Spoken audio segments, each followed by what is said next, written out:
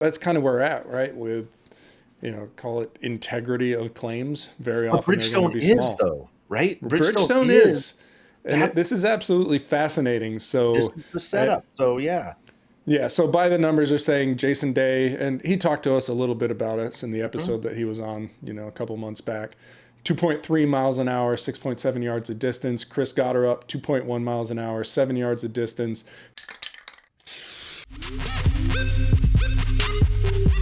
Ladies and gentlemen, how you living? No putts given on this week of the PGA Show.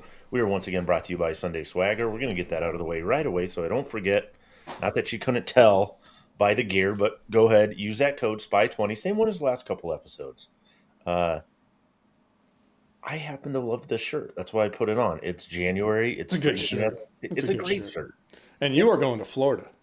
I'm going to Orlando here in about an hour, and so I figured there was no more appropriate Orlando shirt. Tony's not. You can't make me go. Tony will not be at the PGA Show. I will ask questions, post them.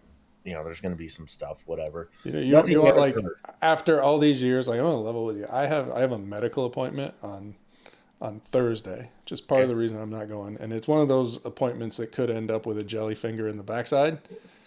And that's still better than going to the PGA Show. You're still looking. Well, I'll be sure to check in with you on Thursday. Man, we got a lot. Again, we're in the rush. We're in the midst of it. All the new stuff coming out. So similar kind of format today. We're going to go through a bunch of things, if you will. Maybe a little walk and talk video segment that we did previously that we'll splice in here at one point. Literally just throw in. It'll be somewhere in the middle of this podcast. Maybe should we tell them when it's coming or not? Like, I don't know. It's like, surprise. Surprise, here it is.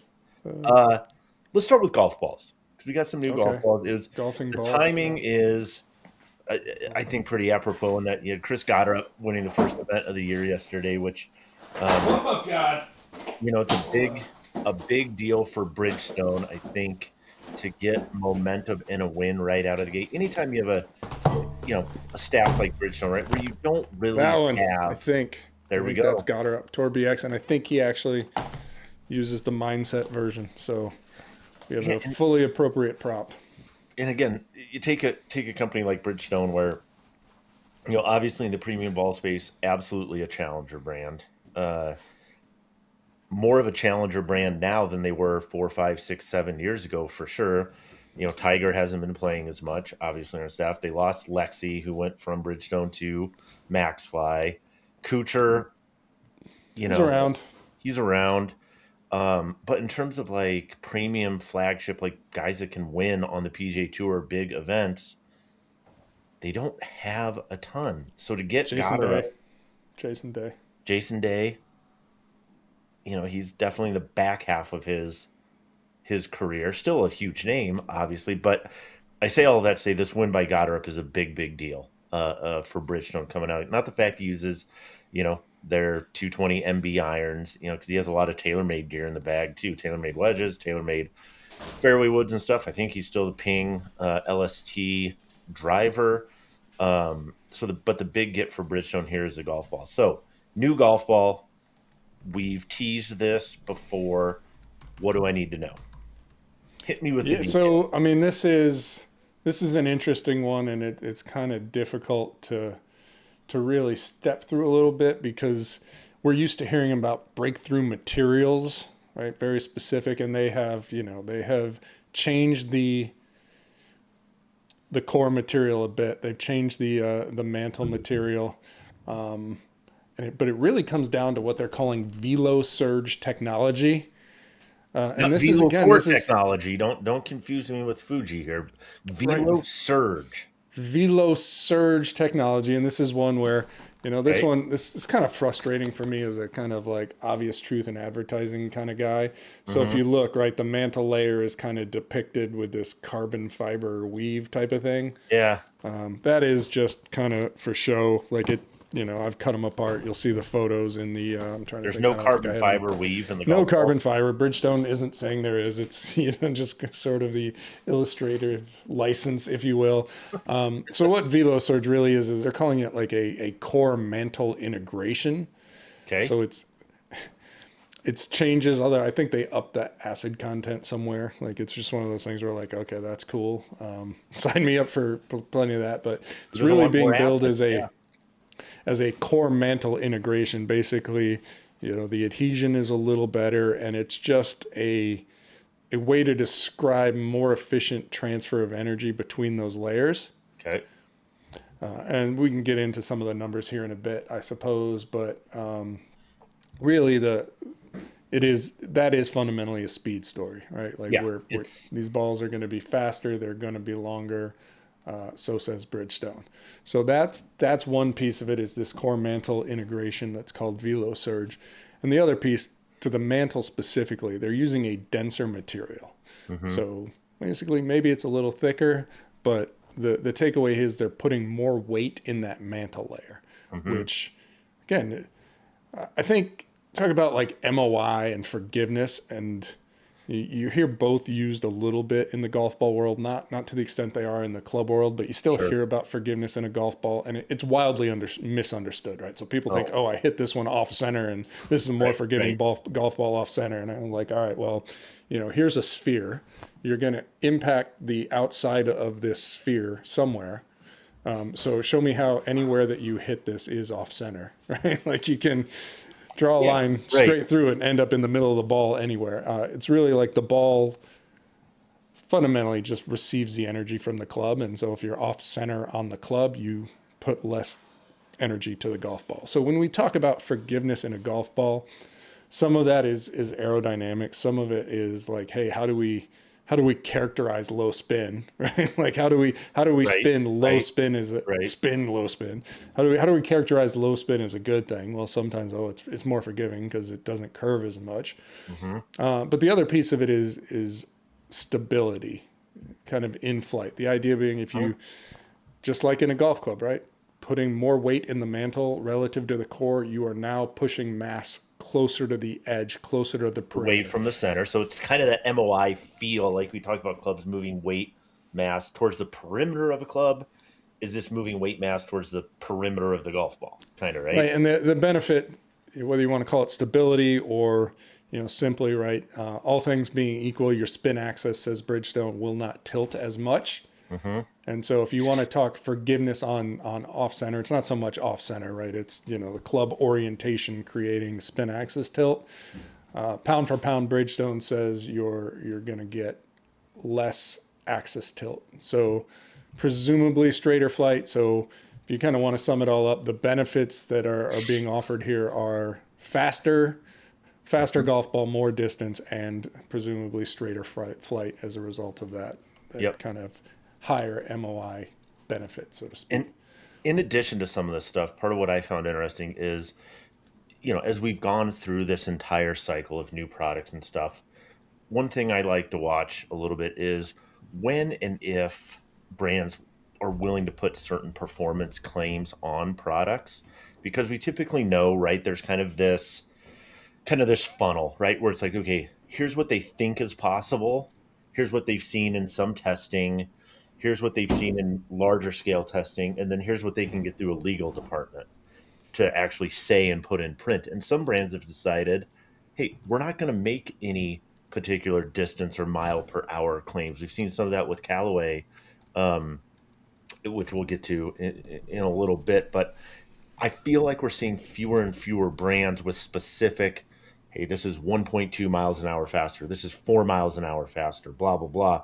Part of it's because those numbers have gotten smaller and smaller and smaller. They're not nearly as impressive as what they once were. We expect you'll see 0.4 miles an hour faster and up to 1.2, right? That kind of stuff. You're like, that is, as much as that can be real in the golf course, it's certainly within the who gives a shit kind of realm of claims. And that's kind of where we're at, right? With, call it integrity of claims. Very often they're going to be small. Though, right? Bridgestone is. And this is absolutely fascinating. So this is the setup. So yeah. Yeah, so by the numbers, they're saying Jason Day, and he talked to us a little bit about it in the episode that he was on, a couple months back.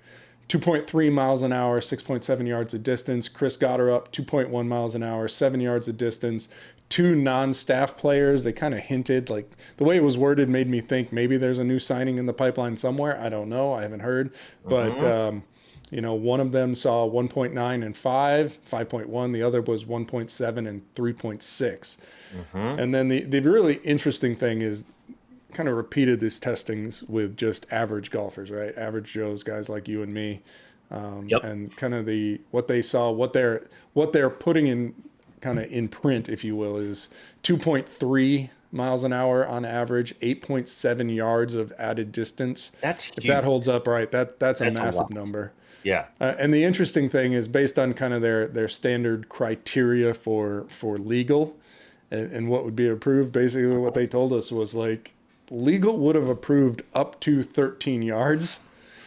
And even the guys in Bridgestone's like, yeah, like, there's enough guys that saw that, but we're not super comfortable claiming it. So in the world of, hey, nothing goes 10 yards further, year over year or whatever, we have kind of our first entry, if you will, into this could be up to, like I said, they're saying 8.7. They'd be comfortable, probably telling you closer to 10 and change. I guess. What do you make of that? Like, is this Bridgestone? Well, I mean, so a couple things, if you kind of want to dig through, I wouldn't even call it fine print. This is an average of across all models. Kind of looking at the charts in a little more detail. It's interesting to me, make of it what you will, but the biggest gains are here. So not all models seeing equivalent gains. So biggest gains in general among average golfers anyway was with the XS.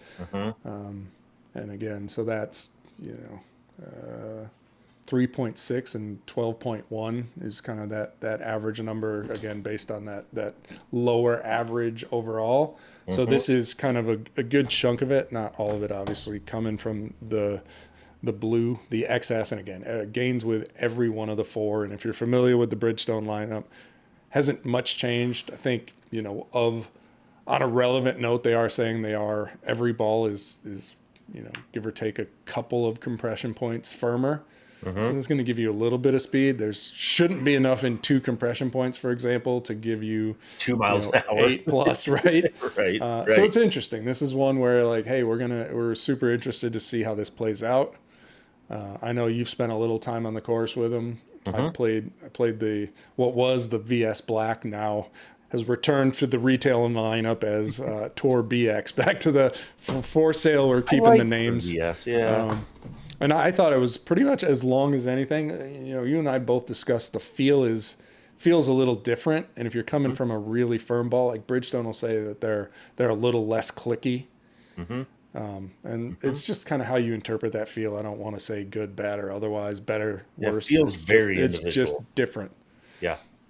Yeah, we'll see. It's one of those things where I like to do as much head-to-head testing as I can, indoors and outdoors, and kind of by that time in the year I didn't have a ton of a chance to get stuff outside, but certainly one that we'll be going to head with and see. Again, our big large scale testing we're moving to every year, so we'll get every new golf ball that's out this year will get kind of run through the gauntlet. That might include Titleist, Velocity, and Tour Soft. Yeah, real quick before we get to those two though, two quick things. First, in a year of paint, where golf ball paint has become a major talking point, Bridgestone would like to reiterate that they do not paint their golf balls.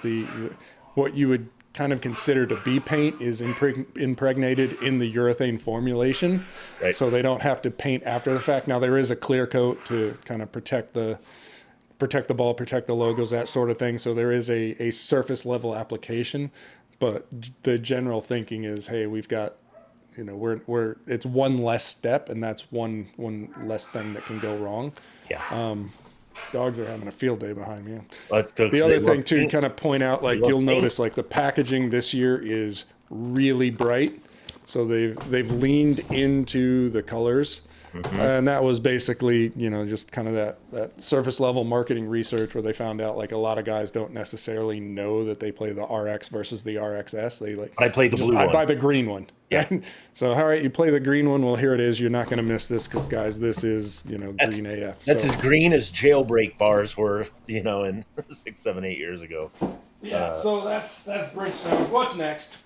All right, so I was saying Velocity and Tour Soft, 2 new golf balls from Titleist. We talked to AVX last week, which, again, fits into their premium urethane category, if not on the fringe of it a little bit. But, when we talk about all the other Titleist golf balls, if you will, I think there's a couple, and you'll tell me the specifics here and whatever.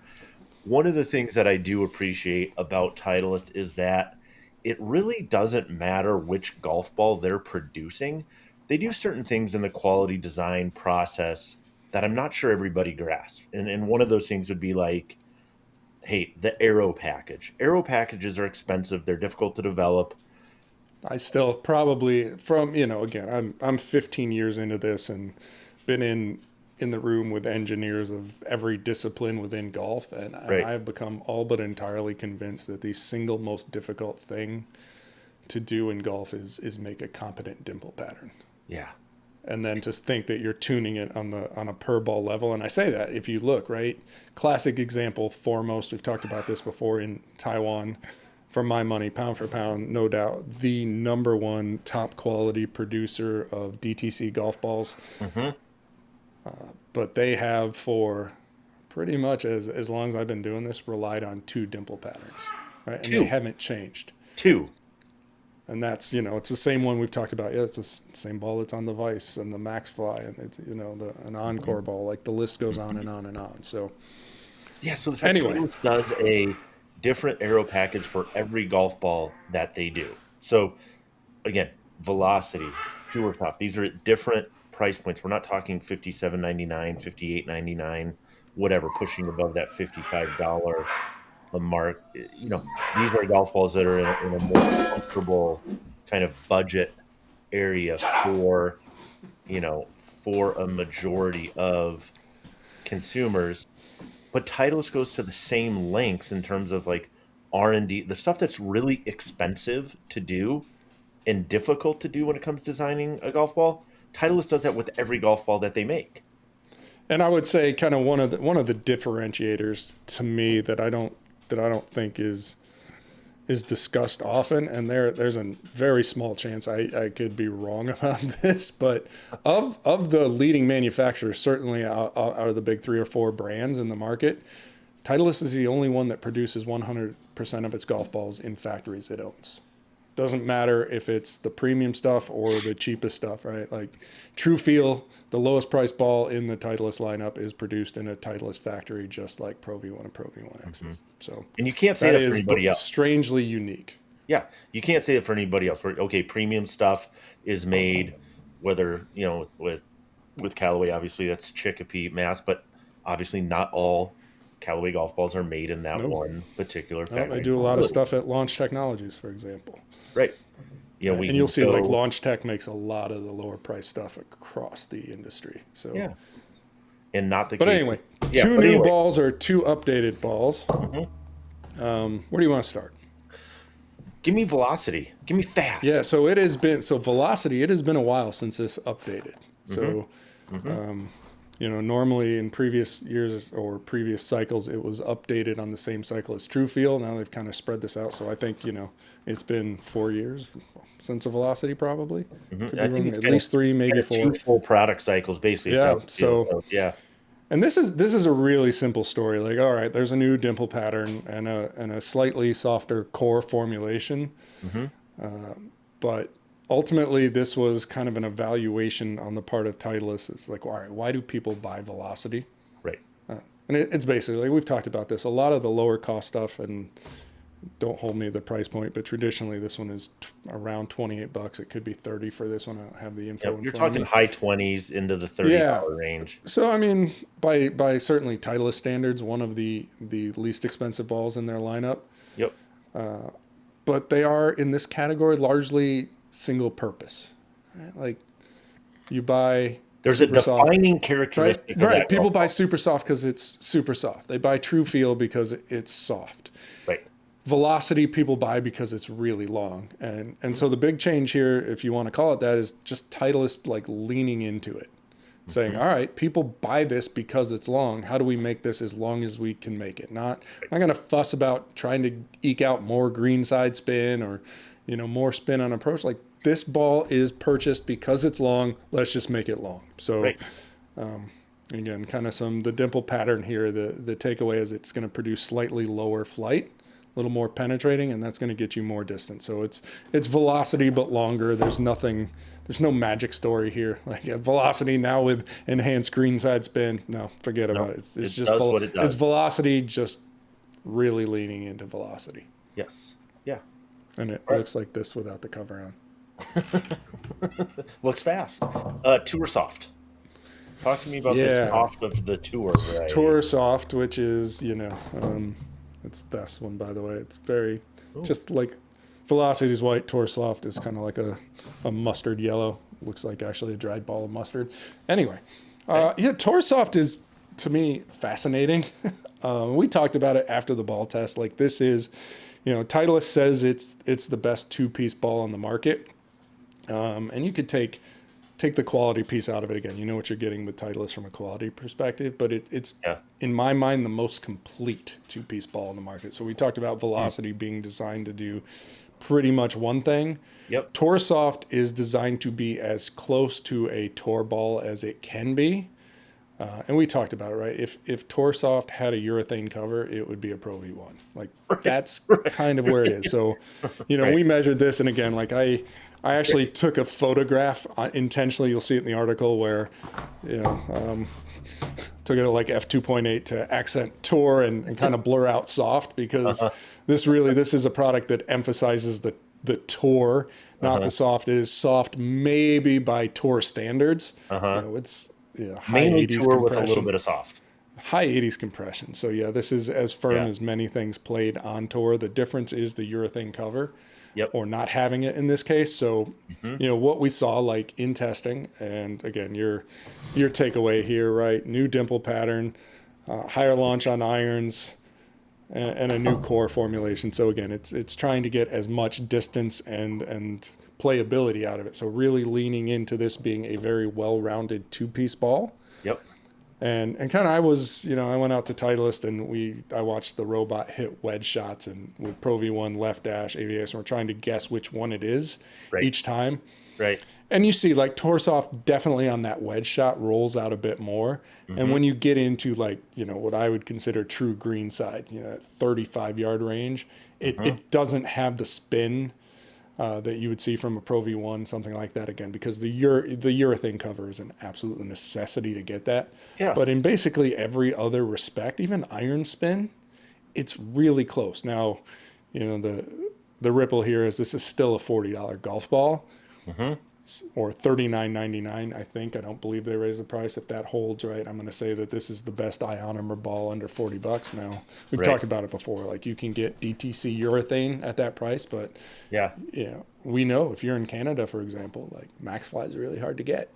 If you're in the UK, MaxFly is really hard to get. So if you're in Australia, and some people just want to play a Titleist ball. They want to play the best Titleist ball for their budget. And if your budget is $40, that's where you go. This is the best Titleist ball at that price point. So as close to urethane performance as you're going to get out of an ionomer cover. That's how I would. To me, the question it kind of begs a little bit is, I guess in fairness, like when we evaluate golf balls, like you said, for what they are and what they do, I think it's important to note what the ball is designed to do, right? You wouldn't evaluate a Ferrari based on, how much mulch you can put in the back of it. Yeah. Right? Or how many pounds it can tow.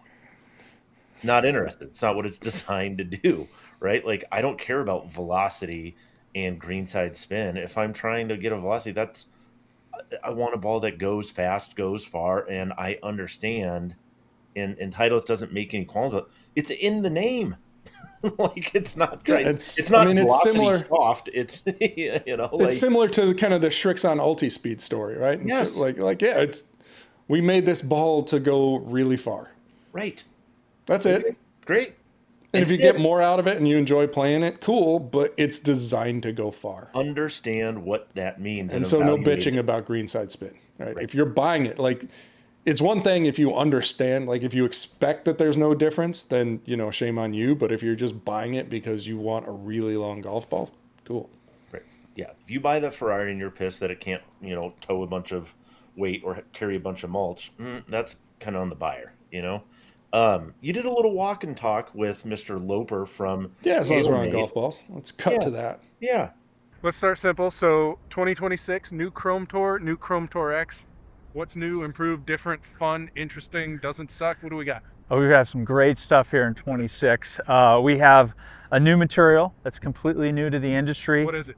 It's called Tour Fast Mantle. It's 16% more rigid. Is that how you order it? Just give me like 2 tons of Tour Fast Mantle?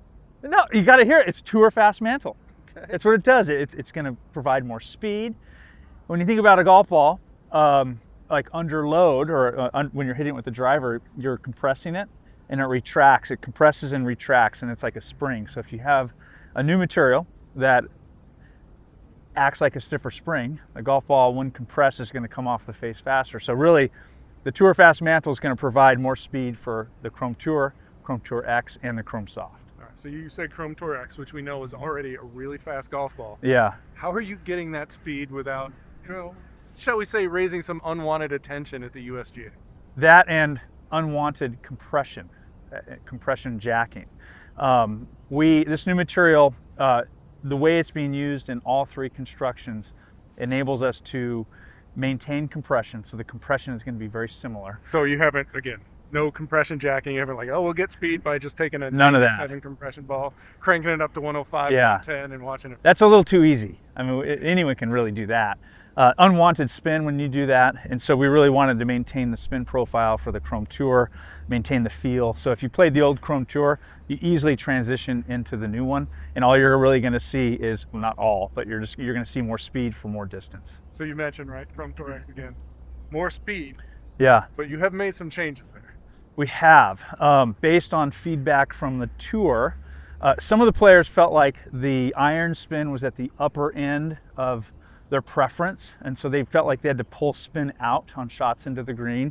And so what we did with this new material, in combination with changing some of the internal components of the golf ball and the cover thickness, is we changed the spin slope. And what that means is the spin slope is the relationship between wedge spin and, say, like your long irons and your driver spin.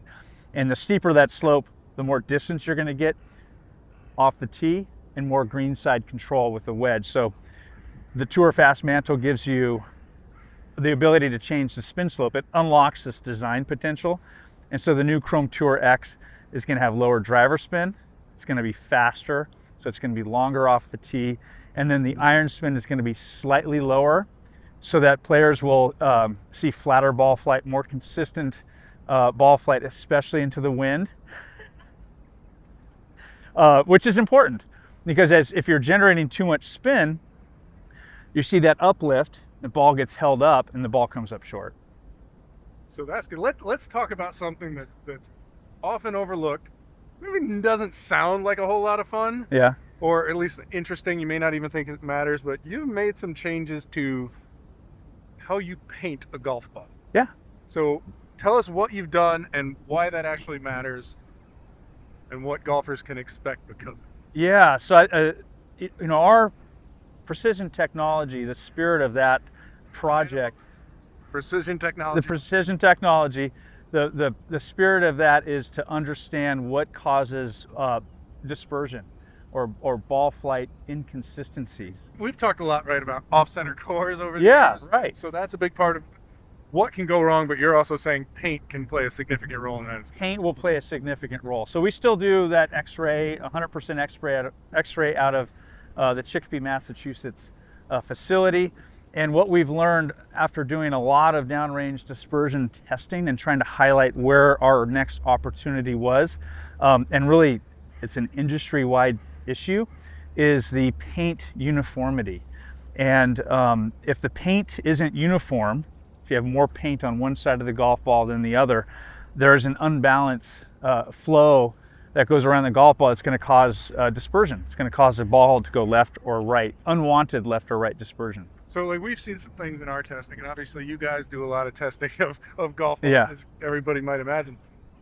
Put some numbers on it. What kind of, on a robot shot, for example, what kind of left-right dispersion have you seen that you can attribute directly to problems with uneven paint? Yeah, so we've done a ton of testing, like you said, downrange.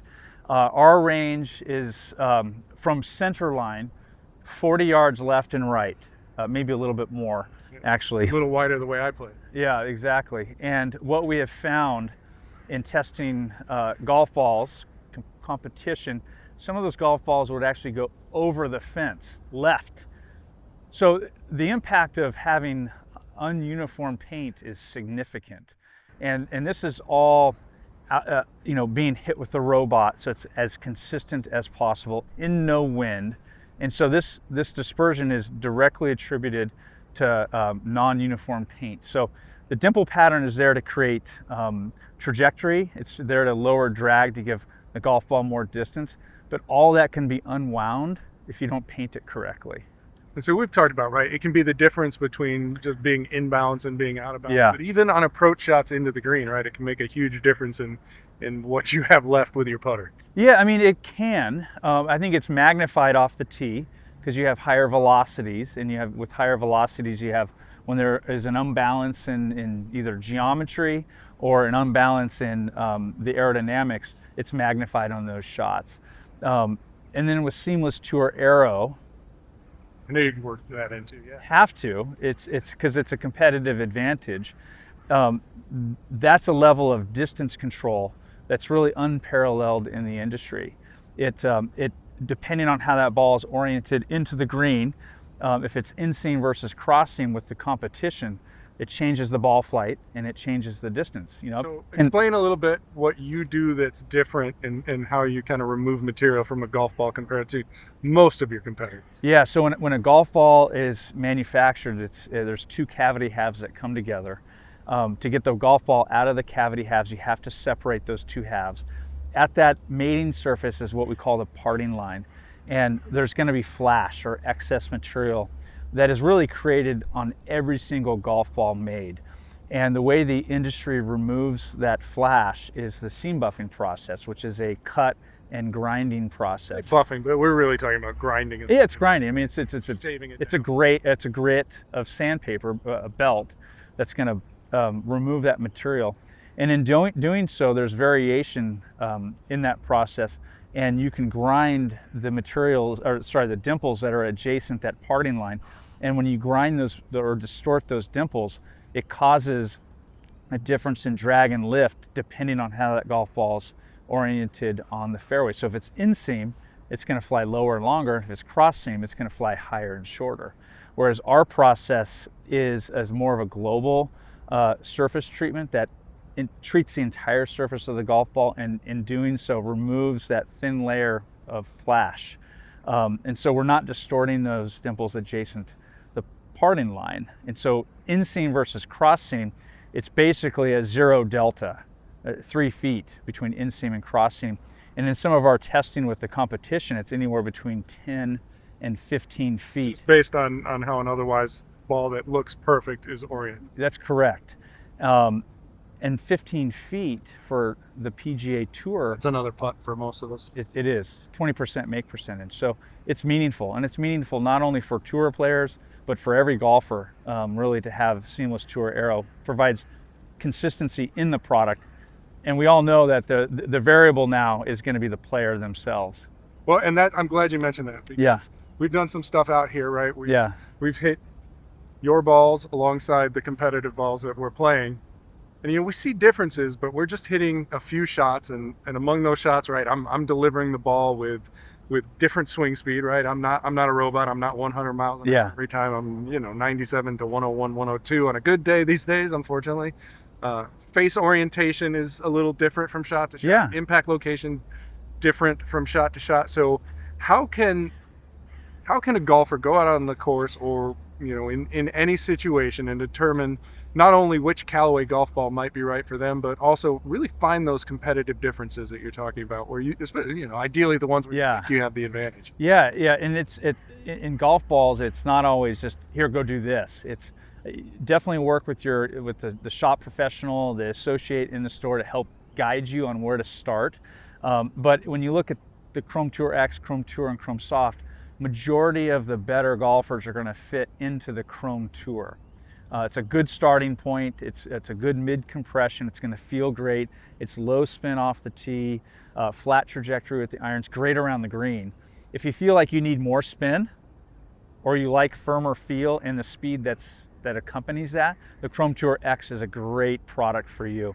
And if you're a player that maybe a slower swing speed, or really prefer that softer type of feeling golf ball, but still want great control around the green, the Chrome Soft is an excellent fit. It will be more forgiving because it's lower compression. So we know with higher compression and the spin profile, Chrome Tour X is going to be faster.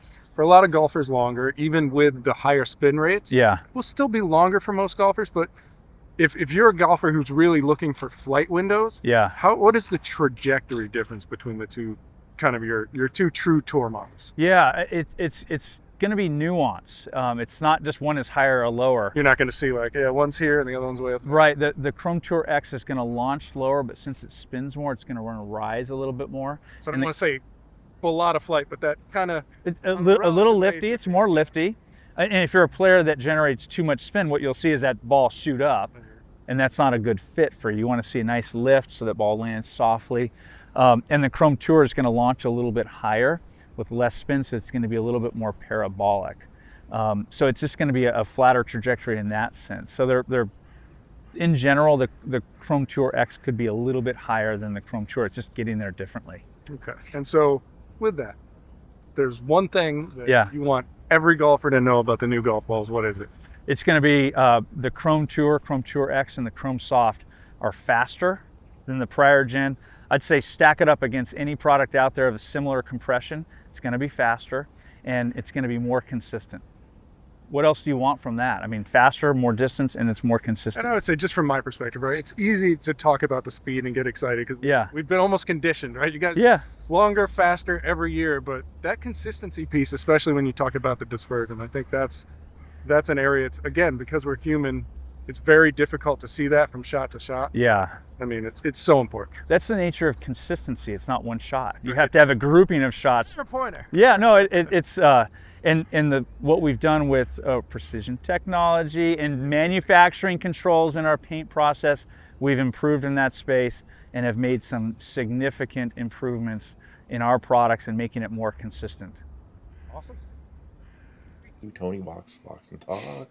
Tony walks and talks. Insert that video here, and then we come back. Well, Tony, that was particularly enlightening. What was your favorite part of that little walk and talk? Man, it's like so awkward to like, all right, walk and talk. Like, and all of a sudden, like and you've seen it, like I've been to tour player shoots and you watch like, oh my God, like something that's completely natural, like walking becomes like almost feels scripted. And you're like, oh my God, left foot, right. How do I walk and talk? So yeah, hopefully you got something out of it. Always interesting to kind of talk to the R&D guys and ask them to explain a little bit more like, okay, cool. You say it's faster, you say it's longer, but how did you do it? How did you make it conforming? And it's always good to get those answers, even if not everybody wants to believe them. Yeah. No, it's good information, I think, for sure. All right, your pick, SM11 or PXG Gen 8? What's closest? Gen 8 is closest. Gen 8. All right. I was not out at PXG for this particular event, and so you were. And to me, the biggest takeaway, we're talking Gen 8, talking specifically on the irons, is something that's new but not. Right? Yeah, so here we go. So a couple things, like before we get into the actual technology, which should be pretty obvious here. 3 models again. So XP has been in there for many generations. P has never not been there. That's kind of like their middle of the road players distance iron. Yep. XP being the big one for big Iron Nation guys like me. Improvement. Yep. No, not super game. Come on now, show us some respect. And then kind of the I don't really want to even call it an addition. It's more like, hey, guess who's back again?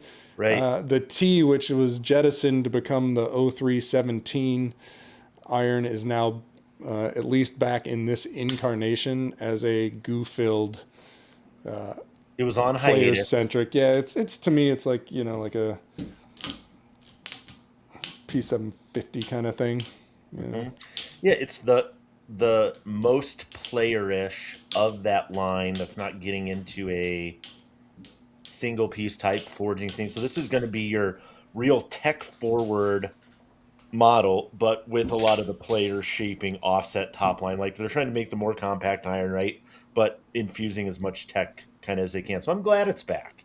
Yeah, I played T Welcome for a back. couple generations, and again, right, moving into now 2 generations of T350s being in the bag, like I'm not, it's tough to go back to that kind of iron. Like you really, like once you adjust to it, and as I said, you settle in and proudly rep Big Iron Nation, it's harder to go back to something like that. But man, I was like, oh, maybe I'll fit into these tees. That would be great. And Scotty Kim, who fit me and also works with their LPGA staff, was like, no, man, enjoy your XPs. Have a nice day. So No, man.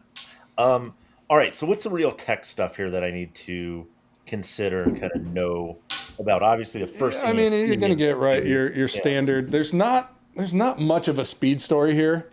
There's kind of a, what PXG, what Brad Schweigert's basically telling us, who's now COO, is like, look, we're at the USGA speed limit on these irons. We're not going to get much faster.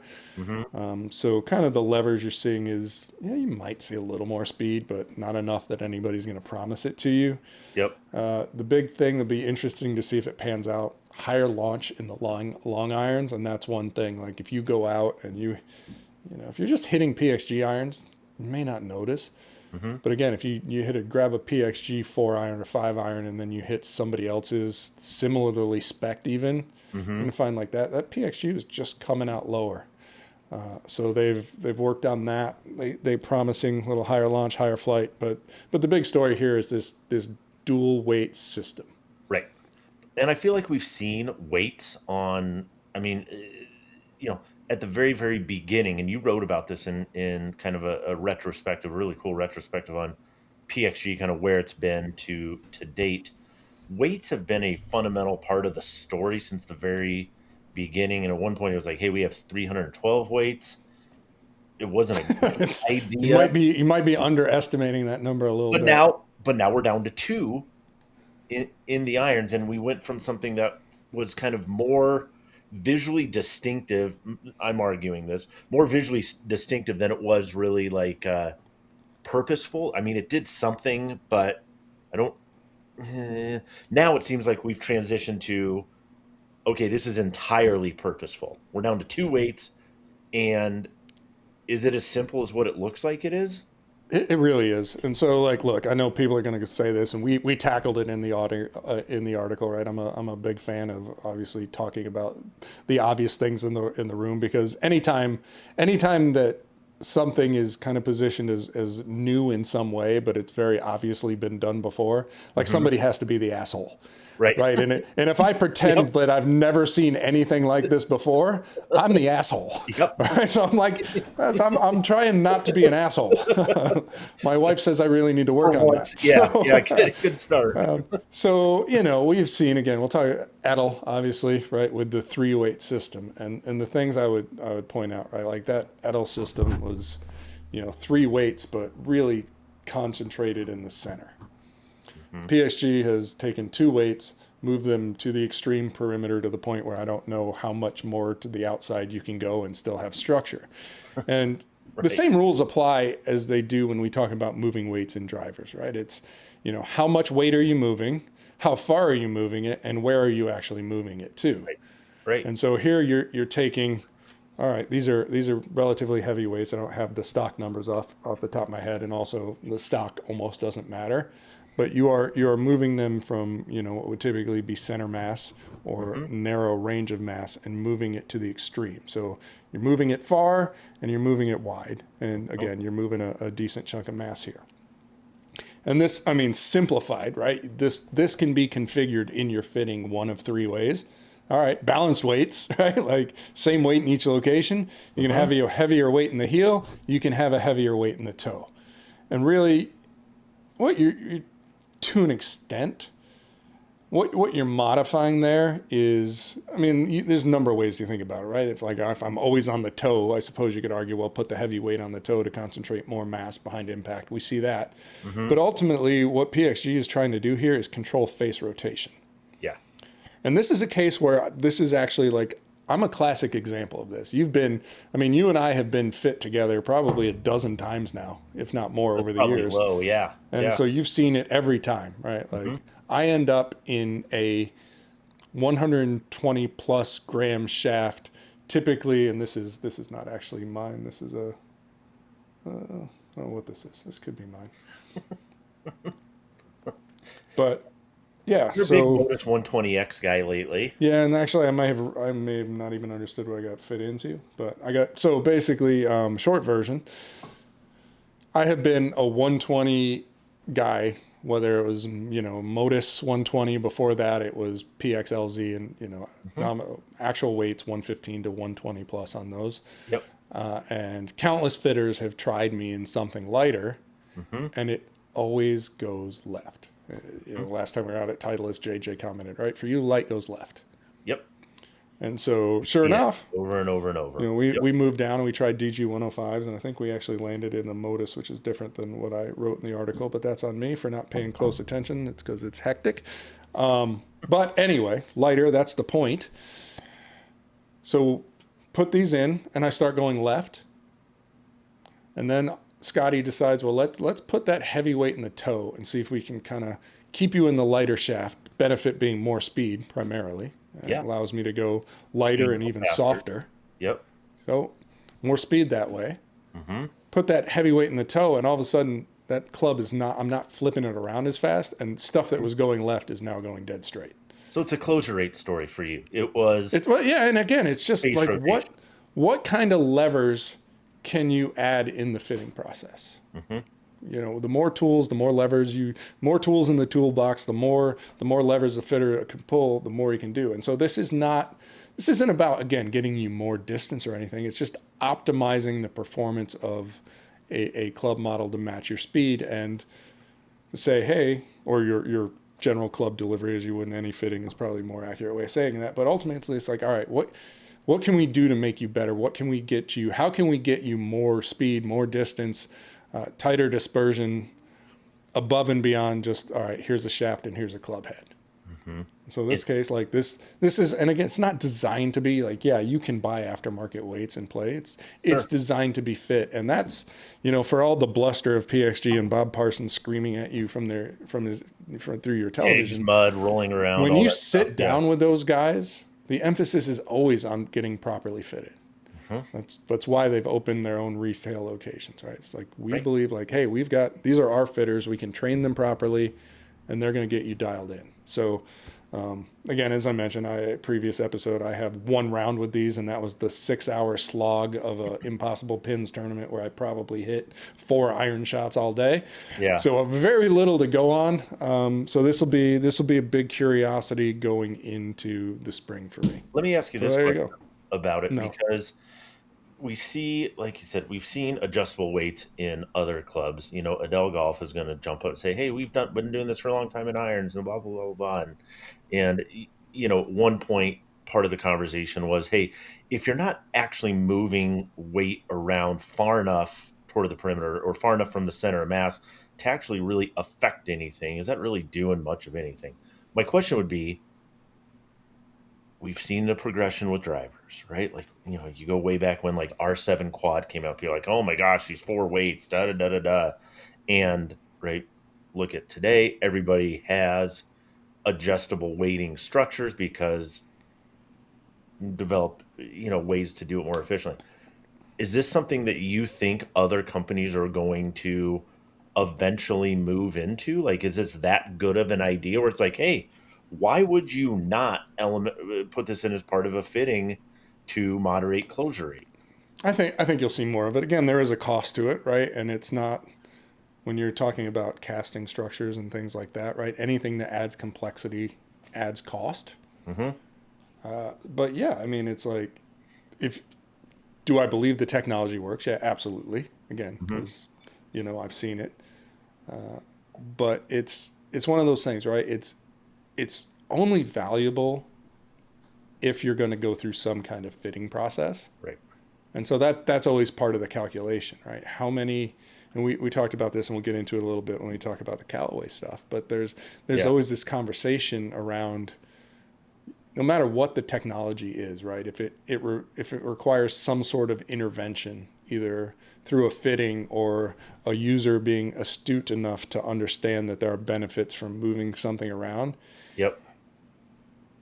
If that lever, you can give me the lever, but if nobody's pulling it, doesn't matter. It's pointless, and then it becomes wasted expense. Right. And so, those are conversations that happen all the time when technology doesn't catch on. But again, PXG is heavily focused on fitting. So I'd be surprised. I'm not going to say that it's never going to change. You won't see some kind of iteration of the technology, but I would be surprised if this isn't here for, the foreseeable future. Yeah. Be interesting to see how other responses kind of come in as we see future development on, on other products. No doubt. SM11. So we're talking Vokey wedge franchise. Again, set the context for anybody that may not be aware. Number one wedge on tour, number one wedge at retail, number one everywhere, except among people who will not buy anything but a slate blue wedge because they continue to fail that particular test. And it kind of gives you that. I was given a hint earlier today whose call that might be. Oh, really? But yeah, he's probably the last guy on the Vokey team. He's probably the last guy on the Vokey team I'd want to fight over something with. But fair. Yeah, the Australian guy I think I'd probably take if it came right down to it. Although I don't know, he might have experience punching kangaroos. Who knows? But anyway, I use that just in context. About? Yeah, just simply because, when you are a dominant product, and I don't care what company we're talking about, right? There's a certain element of the difficulty of, hey, make it better, but don't change anything, right? And so, because you don't want to give up the things that have gotten you to where you are and the people that are expecting things to be fundamentally the same. So there's a good bit of the story, which we anticipate, which makes perfect sense. You're going to look at it and go, oh, that looks like SM10 or SM9. Well, yeah, no kidding. It should. But there's also a bit to the story that is, I think, actually in practice, very significant. Although on paper, again, people are going to go, oh, well, that's not that much of a change. Yeah, and I mean, we're seeing it in the comments already, and it's like, Jesus Christ, like, what do you people want? Like, do you want the same product all the time, or are you just like, well, that's not enough? Okay, well, what did you want? So what has changed and what hasn't? I guess. Let's go. I mean, this is not going to be a high tech story, right? This isn't going to be the story we're hearing from Callaway. Next up, because we've talked about this constantly, like wedges are by comparison relatively low tech, and when you do something that matters, it's very difficult to see, and in many cases, again, as a club that is barely fit, right? Most people don't get fit for wedges. When they do, the majority of those fittings are on the back end of an iron fitting, which is kind of like, well, hey, as long as you're here, let's try a couple things, right? It's, not going into like, hey, I'm going to absolutely get dialed in for my wedges, which, haven't been through the fitting. Again, I continue to say, like, you should get fitted for every club in your bag. But, if you're buying off the rack wedges and not really understanding or considering grinds, and then you get dialed in for the right grinds for you, it's transformative. Right. So it's just one of those things, like Vokey has said for a long time, their advantage is in the grind. And they continue to, I would say just about everything they do to improve their wedges begins with the grind and how to not even really optimize the grinds themselves, but make sure that the only reason that somebody would choose one Vokey grind over another is that's the one that works best. So it's just trying to remove as many variables as possible to get down to the grind being not just the thing, but really the only thing that creates a performance differentiation. Yeah. And so, you have that again. I'm not totally sure what people are expecting. I'm looking at some of the comments here too. It's like, I don't know. People woke up and it was like, hey, it's MLK Day. We need to be angry or something. But it's like, again, you don't get to have and eat your cake. So you don't get to say, hey, these things are exactly the same as all the previous versions, when we know in point of fact they're not. And basically you're saying, hey, I don't care about the small differences. Totally well, fine. and kind of the thing, like, and it is, we talk about this with the golf ball category more than anything else, but the comments are absolutely the same. Well, if somebody can't tell the difference, why does it matter? I'm like, well, just because you can't tell there's a difference doesn't mean there isn't one. Right. Because we're talking about golf where differences are often measured in degrees and feet, right? It's not like, hey, you know, I went from the grind that was wrong for me and I was hitting everything 60 yards offline, and I went to the right grind and now, you know, I'm 2 feet on everything. It doesn't work like that. Matter of inches, matter of feet, matter of consistency. Yep. And that same person, I guarantee you, it's still there, right? Even if you don't notice, because it's very difficult to notice 5 feet here, 10 feet there. Yeah, it's still real. And if that it's person, real, man, I guarantee you that person probably replaces their filters on their furnace. Well, can you really tell in that first minute? Oh my gosh, this is great. And give them two different protein shakes. This one has 15 grams of protein, and this one has 22. You're going to tell me you can tell that 7 grams of different? No. But this one has more protein in it. Well, okay. So maybe we understand that just because you can't tangibly feel it and see it and touch it, that doesn't mean the difference doesn't exist. And number 2, it doesn't mean that that difference doesn't ultimately end up benefiting you. Because part of what we saw with the SM11, and again, some of the changes are absolutely minor in terms of maybe what's in WedgeWorks, when that stuff is coming out, the cadence, maybe some of that doesn't really matter to a lot of people in terms of what might be happening with some of that stuff. But the CG story here to me is significant. And for the people that don't care at all, you're not going to care about this anyway. For the people that do, this is a big deal and explains a little bit of why the T-grind became the darling that it was across a lot of tours for a lot of better players, even given how low bounce of a profile it is, which means, God, that maybe doesn't fit as many people as ended up using it, but they figured something out about T-grind that was different than the others that kind of set them down this path, right? Yeah, and again, this is kind of like, we talk about this, like, this is what it takes to actually make a product better. And it's way less interesting than putting something shiny that moves or whatever, right? Like, this is like basically, as you hinted at. So previously, Vokey would attempt to put the centers of gravity in the same spot on each wedge, but that measurement was based on the ground plane. So put a wedge down, right? So it's going to sit on the ground some way. You measure from the ground to where that CG location is. That makes sense, right? Sounds reasonable, but then you realize, well, if you take a T-grind, which sits way closer to that ground plane than, say, a standard, call it high bounce K, where that leading edge is elevated, right? If you measure from that ground plane, that CG is going to end up in different locations, even if your idea is to put them in the same place. So big change. And again, like, I understand this is nerd shit. It's not sexy. It's not something you can go into a store and go, ooh, that looks way better. But hey, let's measure the CG from that leading edge so that we can put it, because the leading edge is a fixed position. That leading edge on this wedge is the same distance from the center. As long as that dimension stays the same, that distance is the same. And so, you know, that again doesn't sound like a big exciting thing, but as you noted, they found out on tour, they were noticing like, hey, why does the T grind at 58 degrees produce what we would consider optimal trajectory, but a K grind at 58 degrees comes out a little higher, for example. D grind's coming out too high.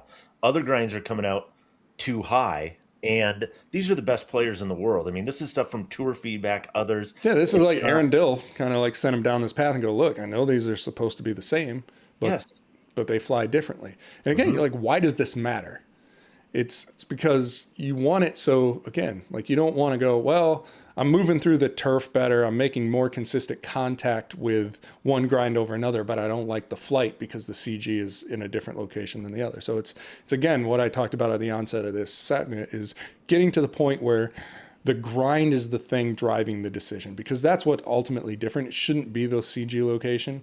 Right. Everything should be driven by the grind. So Right. that's kind of the big story. New grooves. And again, as always, right, some of the, talking about improve, like more aggressive grooves, and as always, or as most of the time, that just comes down to progressively tightening tolerances so you can push closer to the limit. So that's how you get there. Loft specific grooves. Yep. So 3 different groove sets, if you will. So, basically your gap wedge grooves, pitching wedge grooves, those are designed to fly like an extension of your wedge set, optimized for full flight. Sand wedge grooves, kind of a balance of full shots and partials, and then lob wedge really intended to generate spin on almost exclusively partial shots. Because that's the majority of the use case there. Yep. Other additions, so we have some call it a line extension. So the 44F, which is basically the pitching, call it the strong lofted pitching wedge option. Yep. That's in full time. Low bounce K now, part of the stock lineup. And there's one other one. Remember off the top of your head, Chris? Did it have anything to do with your V grind? No, it does not. Dang it. So other note, the high bounce K was 14 degrees. Now it's 12 degrees of bounce. Yep. And to be clear, that is a legitimate spec change. Like it will actually measure differently than the previous one. This isn't some marketing bullshit where somebody decided, hey, we think we'd sell more of these if we just stamped held it 2 degrees less on it. Yeah. So I think is that it. 3 finish options. On paper, same as last year or last 2 years ago. No slate blue.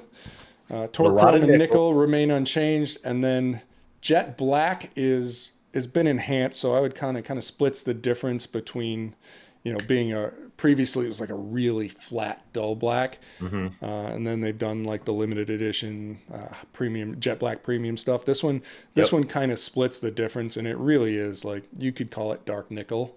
Yeah. And it would be, it's that same type of like not totally flat, not high shine, kind of right in that middle. It's really nice. And I actually kind of went back and forth about like, hey, which do I like this enough to move away from nickel? And I'm like, well, neither's fucking slate blue. So I guess we'll figure that out anyway.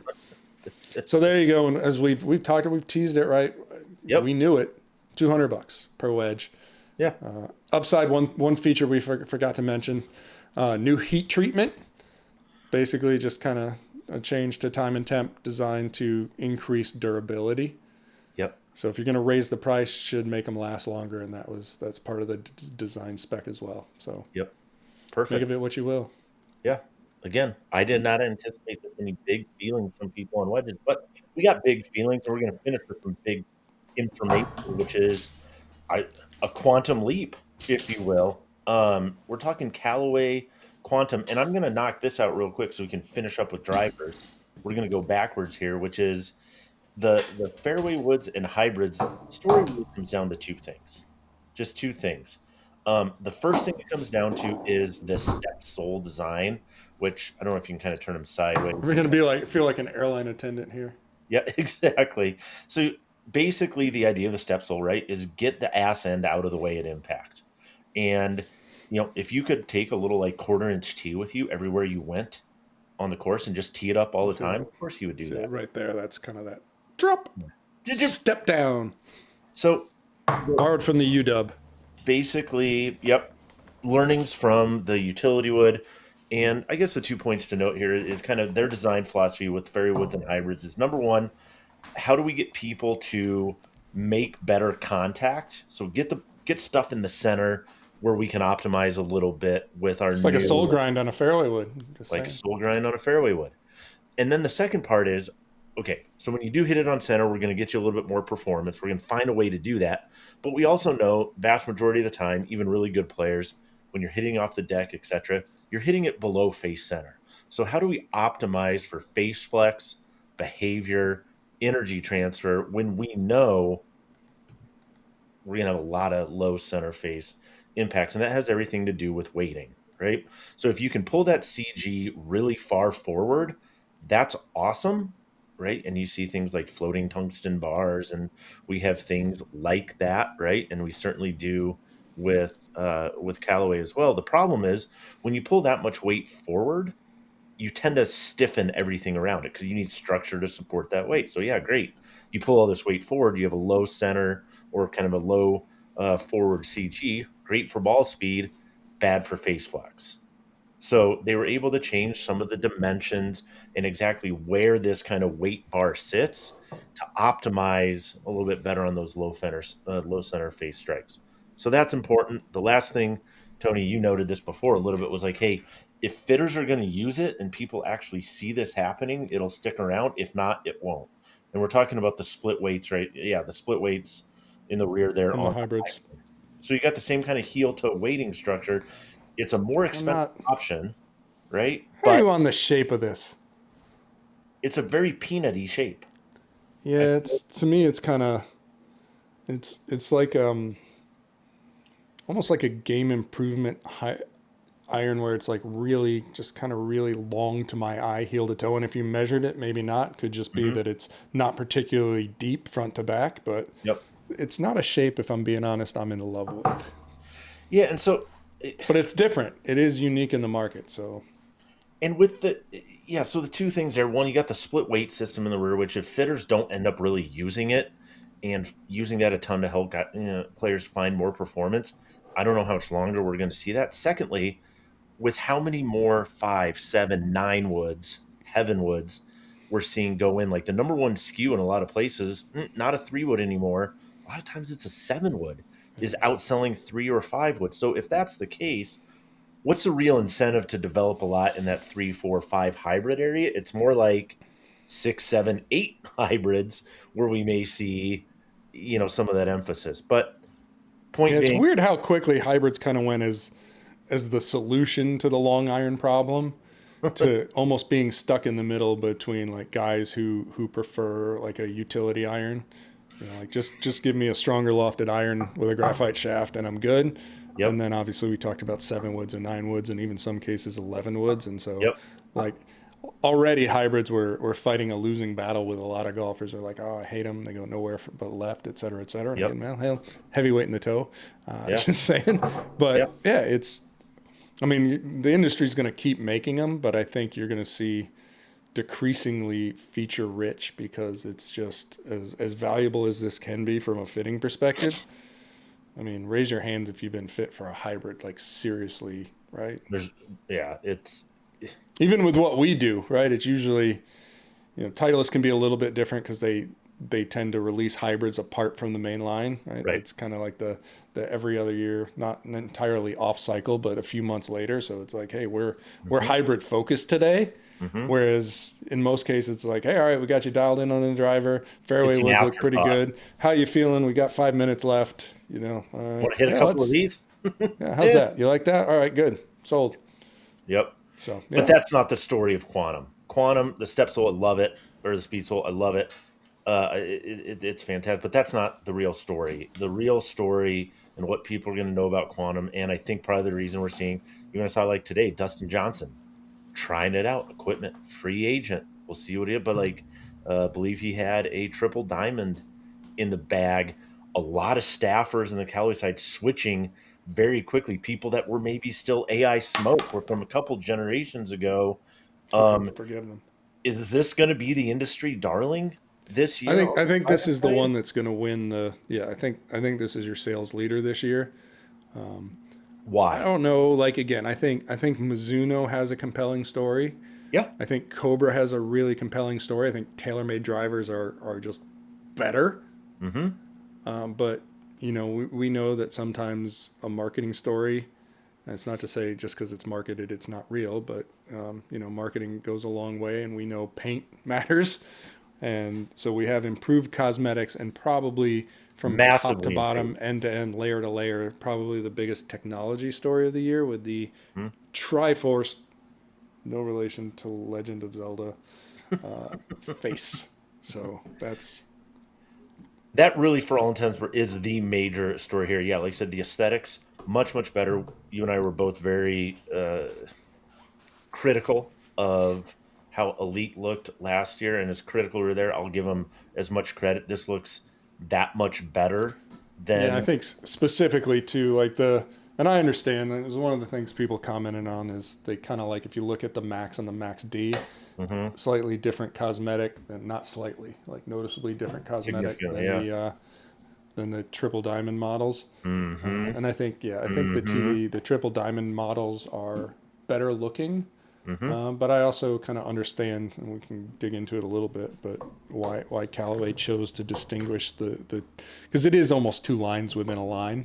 Sure. And you have three models. It's 5 models in the lineup. 3 of them have 360 carbon chassis.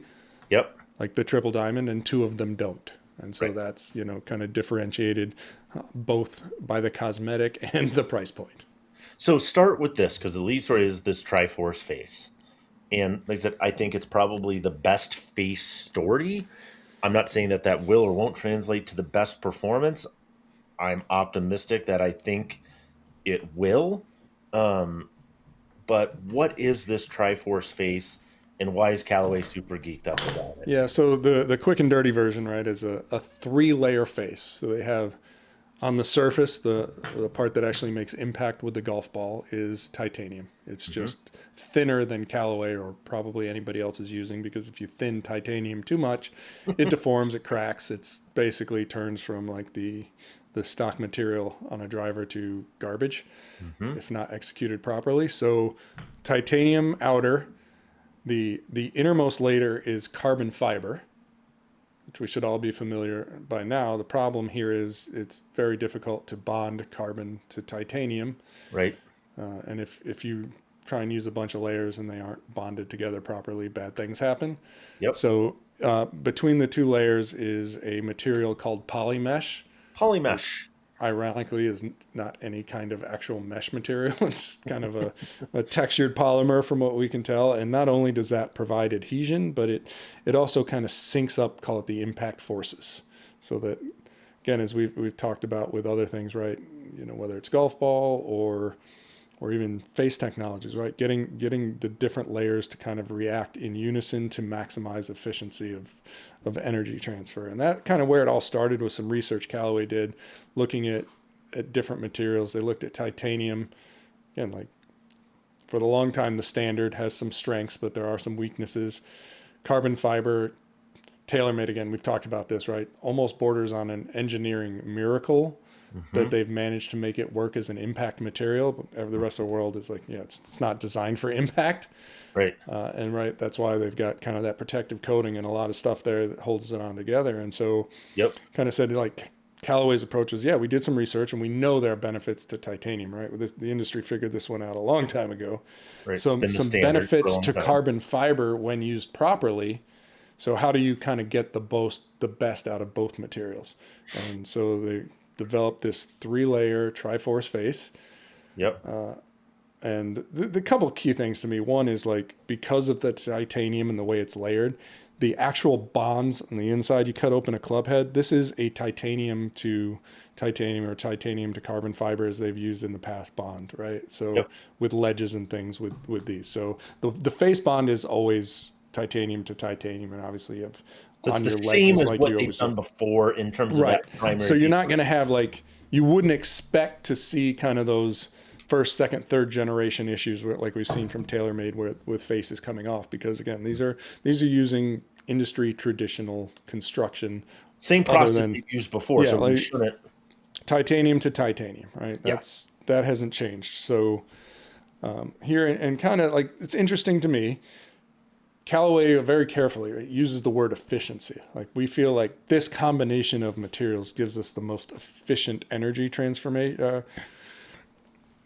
And so you're trying to figure out, like, all right, what does that actually mean? And I think, my read is, how do we get the highest COR at the lowest CT?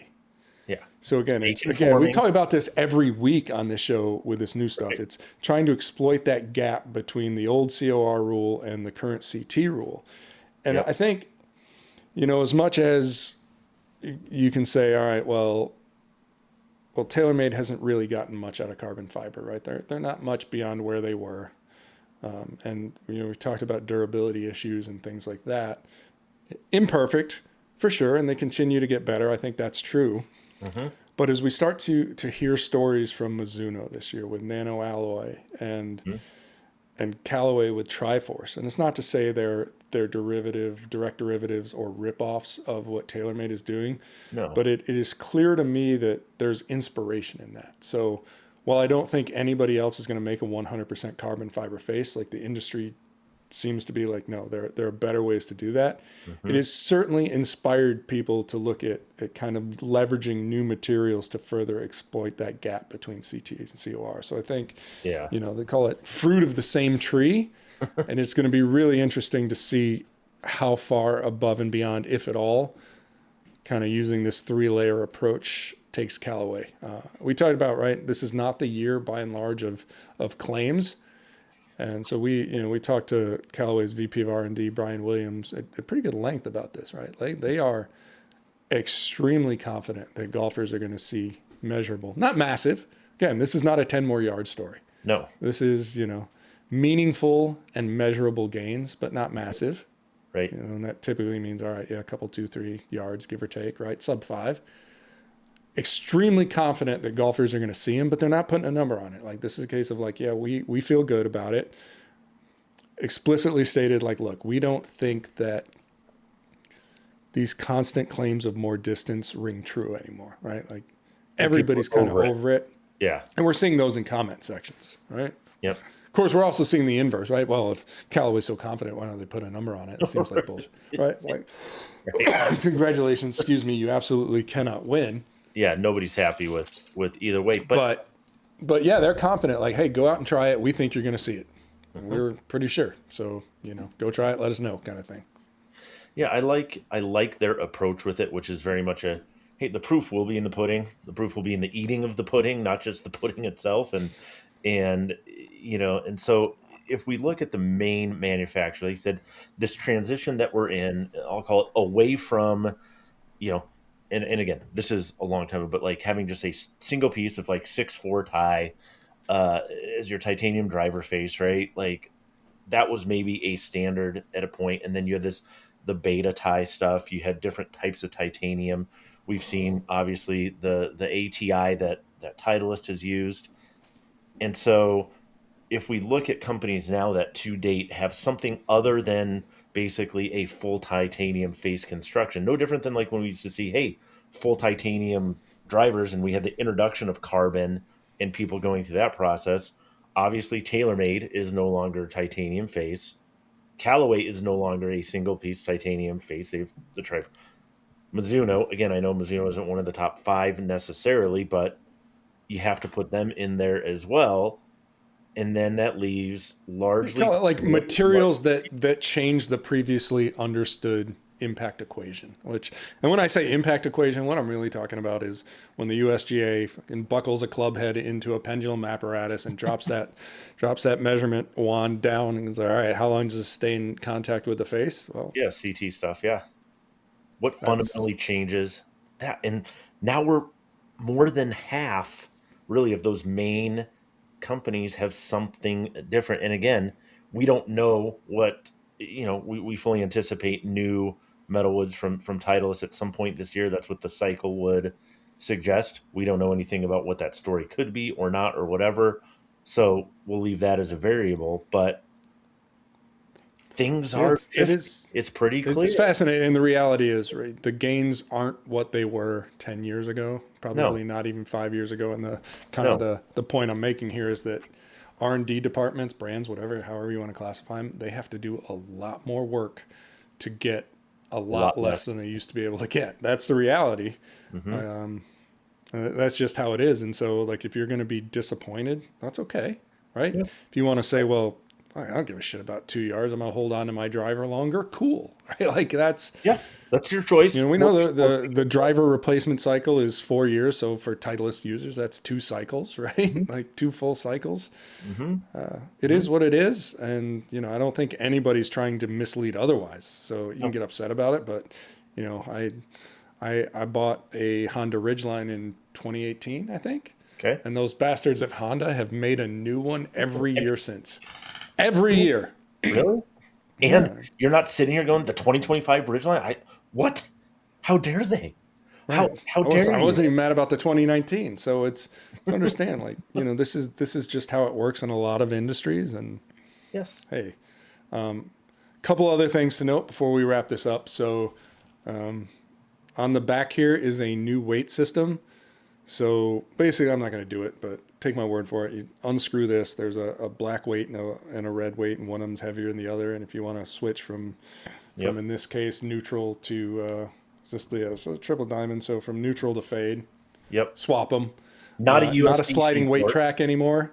And not a USB-C port either, right? No, not a USB port. Not a sliding weight track. I think by and large, sliding weight tracks are dead. I think they're gone. It's at the point like, they look cool, they're fun to play with, but ultimately you have to waste a lot of mass on building structures, and so we're not going to do that anymore. Seems to be kind of the company line.